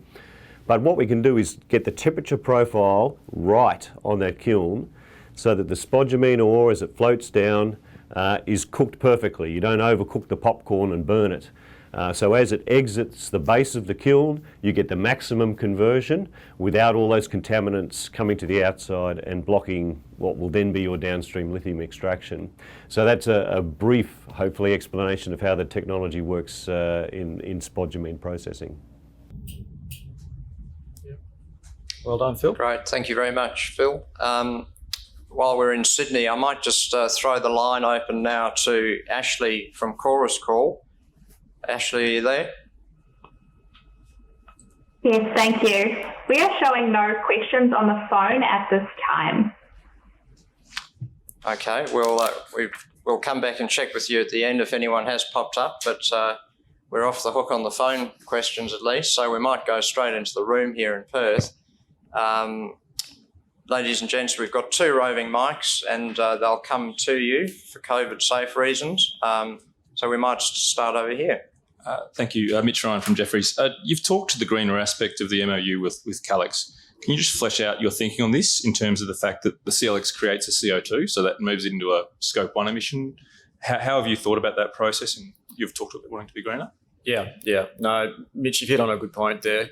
In fact, as Dale rightly described, you're bringing part of what was historically the normal chemical facility, in this case in China typically, and you're bringing that to the mine. So you're right, that translates in the world of emissions assessment from Scope 3 to basically Scope 1 at the mine. Now in recognising that, it's also important to note that the value created is in our view very, very strong, because whilst you're taking on the emission, it's a materially lower emission that is otherwise going to be valued by the global buying group as compared to it just being a China story. So yes, we take on more Scope 1 emissions, but we're opening up a global market that is going to value the lower carbon footprint that supply from Pilgangora represents. So to our view, that is a really important initiative, and one that we're very much on the front foot with this strategy around midstream products that we've described today. Dale, have you got anything else you think's worthwhile adding there? I'd just add that as we think about the growth markets in Europe and US, we think what we're working on here is appealing for the reason Ken mentioned around reduced carbon footprint, but then you've also got this product which we think will be much more easily handled and concentrated if you're building a new facility in Europe or US. Yeah, orders of magnitude in change in terms of dealing with the waste. You're going from having to find a home for 95% of the stuff that we've shipped you to probably less than 5%. It's a really, really big change to the current supply chain. And in our engagement in Europe, we've heard that being incredibly valuable. It's very difficult to dispose of these products. Thank you. Two more sort of follow-ons from that. One, you've outlined the use of a solar plant, 6 megawatt. Does that provide all of the power required in this process? And then that's one for now. Thank you. Yeah. Doug? The 6 megawatt solar, is that the sizing of that is actually relating to our clean energy finance undertakings. So that's actually the background for why we've sized it, is because we had. So to your question on what is the renewables energy size we need for the demonstration plant, we haven't calculated that yet. That will follow through post the scoping study, which we're working on this year. Sorry, before we go to the next question, could I just ask Darren, is it possible to turn the volume of the roving mics up at all? We just had some feedback that the questions were a little indistinct online. Thanks very much. Sorry, final one from me. Can you just talk us through the capex on the calciner? You said it's scalable. How do we think about how many units of additional production does each addition to that add, and what does the capex look like per addition or scalable? Yep, good question, Mitch. And we'll be coming back basically with more information once we've completed the next round of feasibility work. But you need to think about the demonstration plant. We are thinking about that as being tens of millions of dollars, not hundreds of millions of dollars. So I don't want to give people the wrong impression about the scale in the facilities that supports the demonstration plant. It's not as though it's going to blow your socks off as to what we're doing with our balance sheet in support of the demonstration plant. So, yeah, it's to be measured in tens of millions, not hundreds of millions. Again, Tim Hoff from Canaccord. You talked to producing a salt, so I guess, and the next step after roasting is acid leach. So I guess, is there an acid leach stage? And then if you're producing a product with about 16% lithium, that sort of points to it being a chloride rather than sulfate, or is it some other product altogether? Yeah, well done with that line of questioning, Tim. We'll make you a chemical engineer yet. No, so the innovation as it relates to the midstream project relates principally to the unit processes that we bring to the mine, and in particular the application of the Calix technology to lower the carbon footprint and perfect the conversion of a lower grade fines concentrate. So that's important. And then acid digestion and precipitation is reasonably conventional, and it is via a sulfate path. So we're taking something that looks a bit more like the conventional Chinese approach. Once we've been through the process of calcination, the final midstream product is targeting, as you say, higher lithium units, but not a fine chemical. And let me explain why. That's something that's also quite valuable. In bringing the first half of the chemical conversion facility to the mine, we ultimately create what should be a materially lower capex solution, because a lot of what's required in your chemical facility, a la Kwinana or the Kemerton facilities being constructed here in WA, a lot of the capex is related to creating a very, very high grade fines chemical product. We don't see that as our area of expertise. So think of us, similar logic is deployed for the Posco relationship. We're not pretending that we're going to be a fines chemical player that's producing a 4 nines or a 3 nines or a 2 nines product. Our product, its intention is it's industrial grade, but a material uplift as compared to the spodumene product. I think we... Sorry, it's Trent Barnett, Euroz Hartleys. I think in the last year, maybe some of your customers breached the offtake agreements. Have you waived those rights, or in theory, could you have a much higher proportion go to the spot market? Yep. So it's fair to say that there's been some difficult periods, as you quite rightly pointed out, Trent. So we have had lots of conversations with customers that relate to this very point. What I've said historically is that we've reminded our customers that they weren't compliant, but at the same time, and as a result, we've reserved our rights, and at the same time, we've continued to maintain the relationship. I feel like that has served us well as we're coming now out of, a difficult period back into more demand.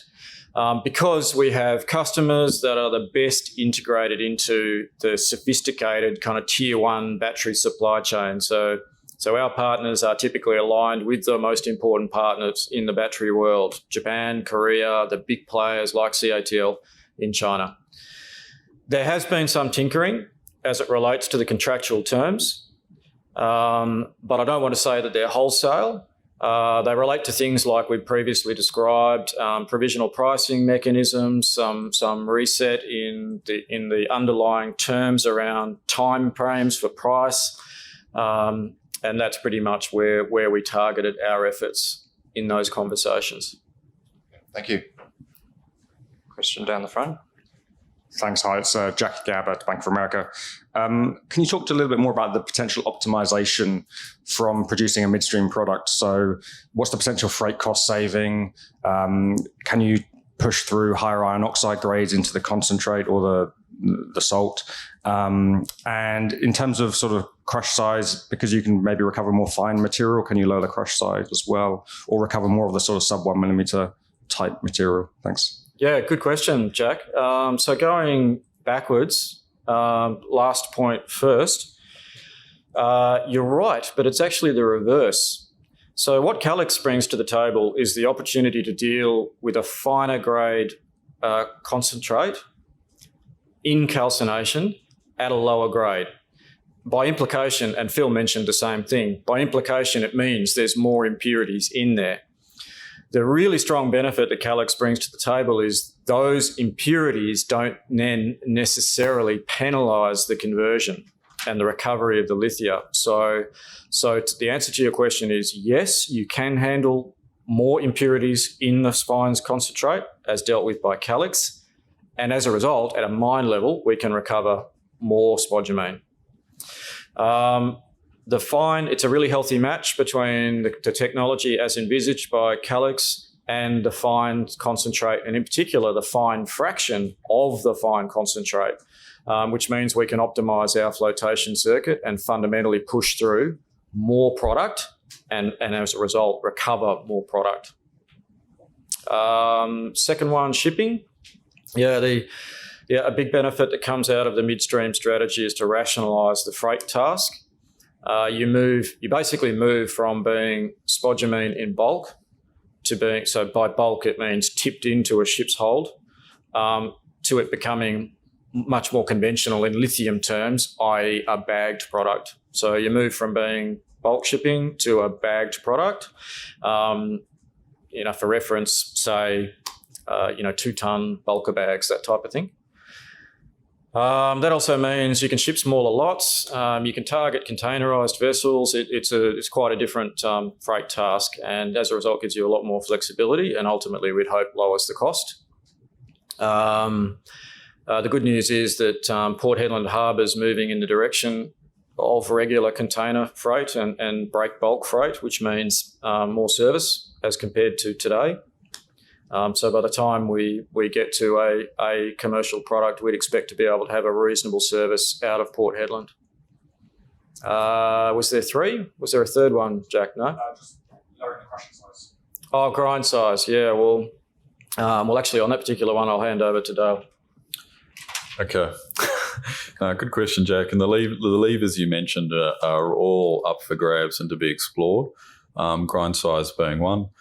Increasing iron content, another, and where you end up will be a function of unit costs to recovery.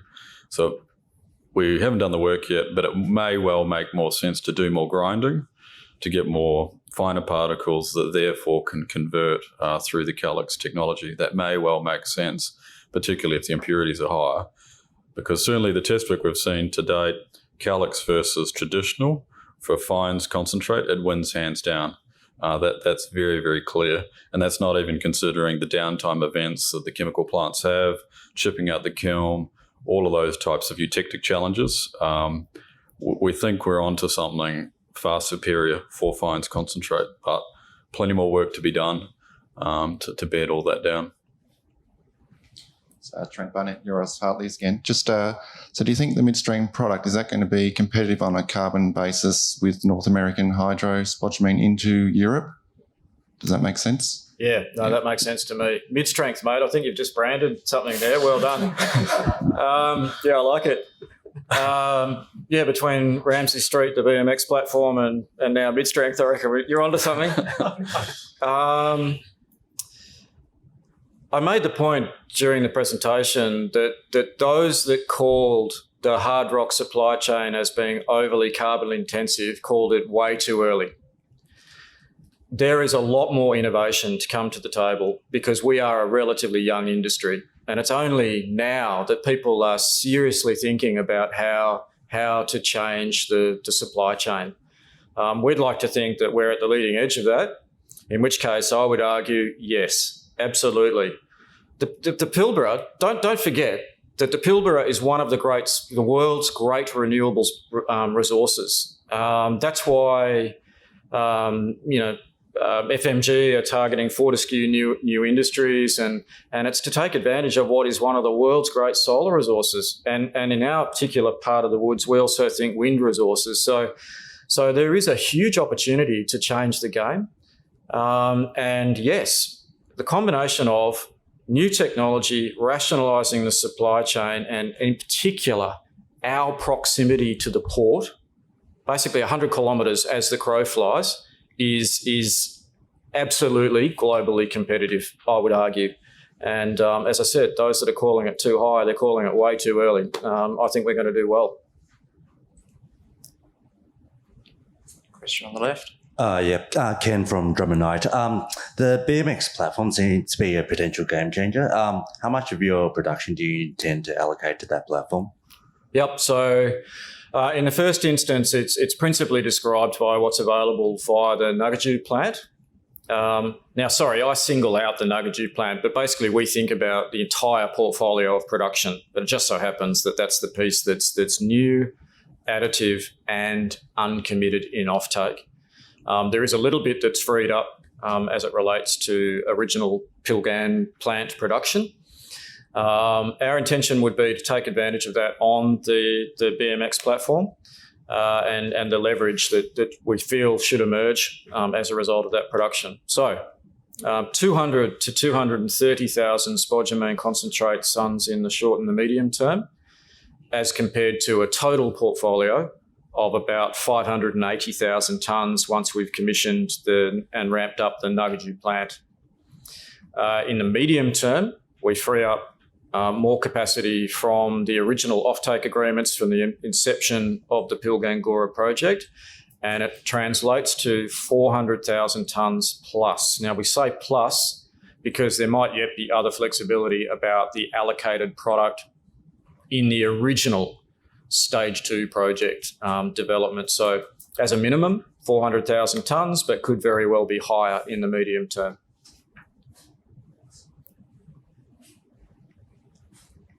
Any other questions down here in the front? Two in the front. Yep, Al Harvey from JP Morgan. Just wondering, with more downstream, you mentioned beyond the Posco JV, how do you weigh that up now with this potential for midstream? Like, where do you see potential for more value coming from downstream or with the midstream? And do you think that'll be the way forward for you guys with that 50% you're potentially targeting going forward? Yep, good question, Al. The good news is they're complementary, I think, because the effect you get with a midstream product is you can rationalise the supply chain in the way that we've described. We think that's very valuable. But equally, you can use that product to participate downstream with a partner who's producing fine chemicals. And we think about that as being very similar to the relationship that we've described with Posco, except that in the first instance, it's Posco with spodumene. It could be a downstream player producing a fine chemical. It could be with spodumene, but perhaps even more importantly, it could be with a midstream product, because we think that's going to ultimately be the best value in the supply chain and bring more margin back to the Pilgrim project. Hayden, microphone is coming your way. Yeah, Ken, so on the mid-strength product, I like that name, it's quite good. I mean, is that, with the BMX platform, is that really the key to, because spodumene's always struggled to get unlocked from, 5-6% of the carbonate price. I mean, is that selling this stuff at a much higher percentage of the base LCE price really the key to the sort of unlocking that or getting some of the margin from the converters, do you think? Yeah, it's a really good question, Hayden. Yeah, in essence, yes. Now, to get there, there is ultimately going to be a bit of trial and error. But in the same way we think about spodumene being placed on a sales trading platform and improving the price discovery process, we would argue exactly the same mechanism could be deployed for a midstream product. You could test the market with demonstration plant capacity and find out what the product's worth. Because, we would suspect there is people that are hankering for a product like that we're describing. It hasn't historically been available in the market, but that doesn't mean people don't want it. It was just never available. So the idea that we can commercially test a sales regime via what we think is a bit more of a sophisticated sales trading platform than the usual norm in the lithium raw materials industry is ideal, and represents one of the channels that we can use to penetrate the market with new products. Follow-up question? Just on the other downstream stuff, I think you spoke earlier about being sort of 50-50 spod versus downstream. With the Posco JV, that's a fair bit of spod tonnes anyway. So what do you see your ultimate equity ownership of some downstream capacity? Because at the moment it would be less than 25%, I guess, of the total. And then also, can you just confirm with that Posco JV whether all of the original agreements with the 50-50 debt equity and the convertible note to help fund your share of that equity, is that all still in place, or is that all being recut now? Yeah. Okay, so when I think about the portfolio being weighted 50-50, I'm actually thinking about it principally in comparative terms to spodumene supply. So spodumene supply is either 50% to the merchant market, which would include people like our existing offtake customers. The other 50% is where we have material vertical integration downstream in a spodumene sense, but it could equally already be converted to a midstream product. Have I got you there? It made sense? Yep. So for example, that would include the relationship with Posco. Posco has a hope that they do a lot more over time. And we like the idea that we can help them and others, with things like a midstream product as well. So it remains to be seen where all that lands. As to the commercial mechanics, our expectation is we'll have more to say about that in the coming, short period. But actually, on the face of it, we don't expect material change. There is still going to be support from Posco in our investment in downstream facilities. And there's also sort of a piece of that relates to our subsequent expansion in Plant 1, which broadly speaking, Brian alluded to when we think about working with our customers around the subsequent expansion of the Pilgrim Plant. Great. Any more questions from the room here in Perth? No questions? Going. Fantastic. And we're not showing any questions on the teleconference. So, Ken, we might wrap up now. I think you wanted to end about 10:30. So, yep. Fantastic. I'll hand back to Ken to close. Thank you. Well done, Nick and Kate. Magnificent host for question times. A quick round of thank yous for everyone's participation. Of course, everyone here in the room, at the Melbourne Hotel, those that participated on the chorus line, and those that participated via the webcast. I know we've taken up a lot of everyone's time, but we think well worthwhile to explain the future of our Pilgangora project and ultimately where Pilbara Minerals is heading to. Angela, David, Linda, thank you very much for your contributions in organising today's event. And Nicholas and Kate, we really appreciate the help of Reed Corporate and the support that you've continued to provide to our business. Thanks everyone for your time. Look forward to a quick chat and morning tea. Thanks everyone. Appreciate your participation.